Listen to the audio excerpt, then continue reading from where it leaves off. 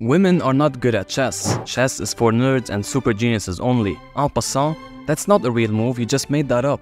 These are all myths surrounding chess that people and the general public get caught up on. But 99% of the times, they are just false and ruin the beautiful image of chess. So in this video, we will be talking about chess myths we all thought were true at one point, but ended up realizing are false. Starting off with the most common myth. Chess players are geniuses. It has been said that chess is a game played only by the super smart, super genius nerd type people. If you play chess, you must have some incredible IQ. Well, let me break it to you. I play chess, and I am nowhere near being a genius. You've probably heard of the saying, this man is playing chess while the other is playing checkers, as a way of showing who has the superior intelligence and strategic thinking. Such metaphors are beneficial for the image of chess. But are chess players as intelligent as they are perceived to be by the public? In the second episode of The Queen's Gambit, a librarian tells Beth Harmon that a grandmaster is a genius player. And in 2009, Times magazine asked Magnus Carlsen how he dealt with people assuming you are 40,000 times more intelligent than average. You're clearly not a normal intellect, the interviewer said. Magnus Carlsen, the highest rated grandmaster in history, has said many times that he considers himself a normal person. In an interview with Rainn Wilson in 2013, he said that the first sentence of his autobiography would be, "I am not a genius." Chess players are in fact not geniuses or super smart nerd people. They are just normal people that have a passion for the game, that spent years and years dedicating every hour into learning the game, improving their skills, memorizing positions and plays in order to get the upper hand. Of course, just like any other skill or sport, you have people that are born with the talent and skills that suit the game, just like Messi in football for example.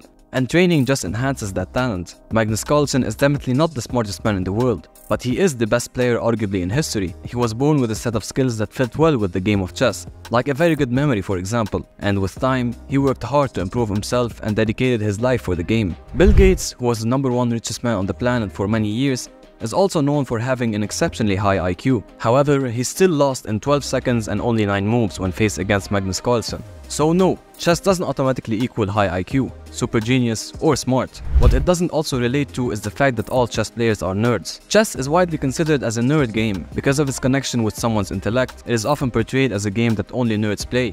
If you watch the coming-of-age movies about high schoolers, you often see the nerds hang out in the chess club and everybody laughs at them, especially the popular kids. Chess is definitely a game that needs a lot of time dedication if you want to be successful at it and be among the greats. So normally, most of your time will be spent learning the game and improving, instead of going out partying and doing fun things, which leads people to label it as a nerd game and label you as a nerd. But in reality, this is how life is. If you want to be great at something and be recognized as one of the best and make a change in the world, your time is best spent trying to work on yourself than going out and wasting time. If that will lead to people calling you a nerd, well, who cares? So be it. I'm sure the people that called Magnus Carlsen a nerd when they were young are seeing him and wishing they became as successful as he is. So no, chess is not for nerds, especially since 2020 with the rise of popularity in chess with shows like Queen's Gambit, the growth of YouTubers like Gotham Chess, Anna Kremlin, the Bottas sisters, and even Magnus and Hikaru joining the content creation space. Chess today is more cool and popular than ever, and also because of you-know-who. Speaking of you-know-who, it is said that women are not good at chess, or at least nowhere near how good men are. This myth has been portrayed in the show The Queen's Gambit when at the start, Beth Harmon was not taken seriously and had to first overcome the deeply entrenched sexism of chess world before proving her skills. Women have yet to outperform men in chess competitions. That is a true fact and not a myth. And also, there are currently no women in the top 100 chess players in the world. However, this is not a skill issue, and this is only due to the fact that there is a lack in representation from women in the chess world, and the vast majority of players are actually male. But female players have definitely made their mark in the chess world. The Polgar sisters, for example, have done a lot to prove that women may play expertly and compete at the highest of levels. The fact is that simply there are just more males interested in chess than females. Simple as that. But just like most people think women suck at chess, people have a myth that older people are way better at chess than everyone else, and losing to a younger player is a humiliation. Well, that's just in fact not true at all. Generally speaking, there is no direct correlation between chess strength and age. A 13-year-old can now be rated 2200 and be stronger than 99% of chess players out there. Just look at the recent performance by Pragananda in the World Cup. Only 18 years old but managed to defeat the world's #3 and #2 players in the world, reaching the World Cup finals. And also the countless amounts of times where young chess prodigies defeat older chess grandmasters, like when Magnus defeated Anatoly Karpov aged only 13 years old and drew Garry Kasparov, the world's #1 chess player at the time. The general public tends to expect chess players to accumulate game knowledge year by year year as they grow older with long white hair and beards, like Dumbledore for example. Chess is purely a game of tactics, memory, positional play, and knowledge. The more you have it, the more games you will win, whether you're playing a 70-year-old or a 5-year-old. To summarize, the older chess players are not necessarily stronger. In fact, the average of the top 10 chess players is around 30 years old, while the average world champion is 24 to 25 years old. Well, out with the old and in with the new. This next myth is probably something you have recently thought was true. En passant is not a real move. This myth, as crazy as it may sound, is actually known and often talked about. Because of the rise in popularity of chess, the game has gained a huge number of new players learning the game and getting into the chess world. But because of the rarity of the en passant move and how weird it may look, many people would think the player is making up new rules while playing, and immediately jump to the conclusion that it's an illegal move or a non-existent rule when faced with it. En passant is a French term that means in passing in English. In short, it is a special move that allows you to diagonally capture a pawn after it moves 2 squares and lands right next to your pawn. This in front of you is a visual representation of how it looks, and you're only allowed to play it at the first turn. So now you see how rarely it is played, but it is in fact a real move that is in the rulebook. So no, your opponent is not making up rules. Other than the en passant, the nature of chess and how much knowledge it requires to be played at the highest of levels gives it the title of the hardest game ever, which is also a myth.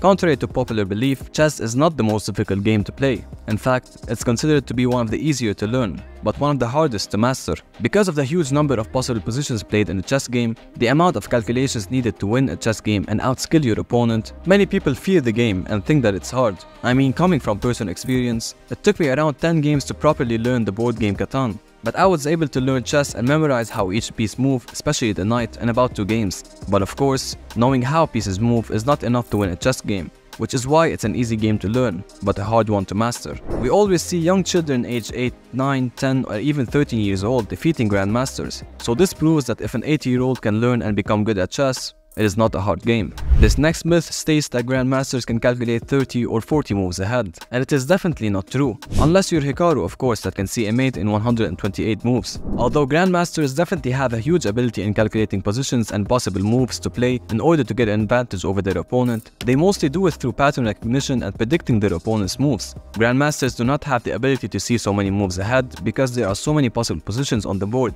and it's just a waste of time trying to calculate it. Great chess players use a combination of strategic intuition, pattern recognition, and calculation to decide their moves. They study the board in a horizontal way, calculating their opponent's response to their moves rather than calculating their next 20 moves, simply because it's much more useful. If you miss your opponent's reply in the middle of your 20-move line, all the energy you spent looking beyond your error is wasted. Our last 2 myths are ones that are definitely common within the general public as well as the common chess players. But just a quick note, if you want to become a better chess player in only 21 days and win more games, click on the link in the description to learn faster directly from great players. Now our next myth states that the king is the most powerful piece on the board. This statement is obvious considering if your king is checkmated or basically captured, you lose the game. But if you lose any other piece, you just continue normally. However, this is, like the title of the video states, a myth, and it's not true. This may be a surprise, but the pawn is actually the strongest piece on the board, and here's why. The pawn is underappreciated by casual chess players. In a chess game, the pawns are sometimes seen as the weakest pieces. They are considered powerless, tradable, and intended to be bullied upon by higher-ranking chess pieces. But pawns are the only pieces on the board that can turn the game upside down. How, you ask? Well, through promotion. A pawn can promote to any piece you want. You lost your queen? Here's another one. You already have a queen on the board? Well, now you have 2 and basically win the game. The pawn can replace any lost piece on the board and give you the advantage in one move. Since it's the only piece that cannot move backwards, every push is final and decisive. Pawns form the bones of the game. Play would be a mess without them. In the words of the 18th century French chess champion François Philidor, the pawns are the soul of chess. And finally, we have AI, the thing that will destroy our existence soon enough. In 1997, Deep Blue's victory over Garry Kasparov signified the end of chess. This is a myth and very far from the truth. It's true that in time, the top computers destroyed the top humans so easily that it was no longer competitive enough to be fun. At any rate, chess has not been solved. Chess is more popular than ever today, even with the presence of supercomputers and extremely strong engines. Even the top computers don't know the best sequence of moves in every position. They just play enough fantastic moves and very few bad ones that they beat humans over and over again. So no, chess is not ending because of AI. Enjoy the game, stay away from myths, and subscribe to the channel. Thank you for watching.